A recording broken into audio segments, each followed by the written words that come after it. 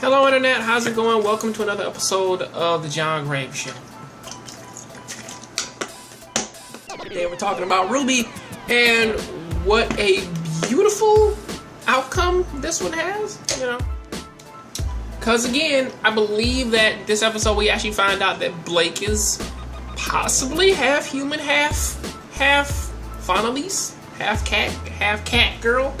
So I guess that last episode's little the little breakaway history lesson was for this beautiful episode upon just explaining the fact, well, yeah, Blake has a human father and a cat girl mother. So, that's kind of cool. And it's actually sort of nice, man, to sort of see them interact. Of course, her mother has bigger ears than what she does. And of course, they kind of have this whole little warmongering like thing, kind of rooted in this episode of more or less just saying, or at least like Blake and Son, they both talk about it of yeah, we have a beautiful island, so it's really nice. But upon the flip side of that, they're more or less like, well, now they only gave us this to get us the fuck out of their hair. And of course, that's kind of fucked up, but at the same time, it's like, well, if you have your own island and y'all kind of have your own place to mingle.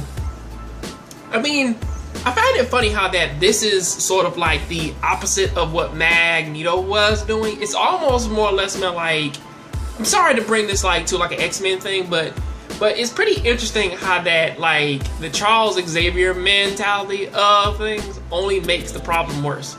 Because it's like, okay, you, or more likely, you do the Magneto thing and it makes a problem worse. You take all these people which that you don't like and then come from different walks of life and just have a different appearance or different power, and then you segregate them off to their own little fucking corner and shit. Of course, they can make their lives better, and of course, they can make it wonderful and shit. And of course, there are some animal people who can leave the fucking town and literally like adapt and be thought as no better or no worse than just about everybody else, of course. But then their outlook of, or at the very least in this case of the White Fang, of them literally doing some of that, of them doing a little bit of the Magneto, a little bit of the Charles Xavier shit. Or more or less likely, they're just doing the full Magneto thing of like, well, yeah, we have our own segregated town and everything. We don't got to see them.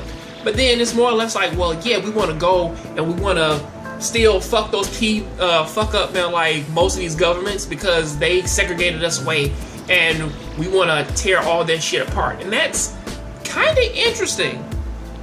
I mean, of course, like it's sort of a very passive-aggressive kind of mindset to have, especially since that they did give you something. Regardless of anything, they didn't just try to say, well, okay, well, now we are just gonna purge them from the fucking planet and just kill all of the animal people, and it's just humans and Grimm. They didn't do no shit like that, But again, like it does kind of feed a little bit more into their motivations.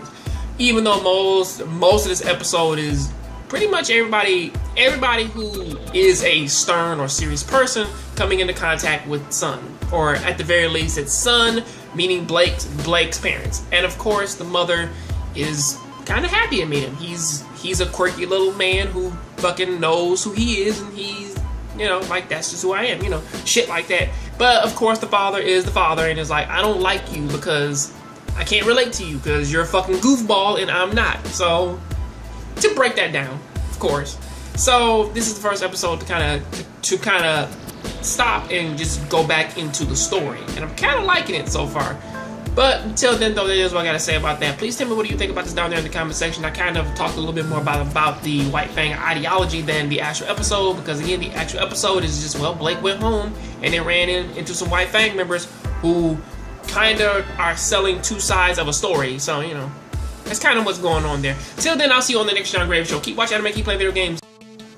Yo, Internet, what's going on? Is this the end of Ibuki? I don't necessarily think so, or at the very least, this isn't the last episode this season, as it's kind of coming off is that, well, what's going to happen happen in the next episode, especially since that what we just saw in this one with them basically dropping a whole bunch of stakes, you know, starting off with the whole like Miguel stuff of her essentially dying and creating a time paradox, you know, of her killing herself in the future to go back in time and become one with Inte to keep her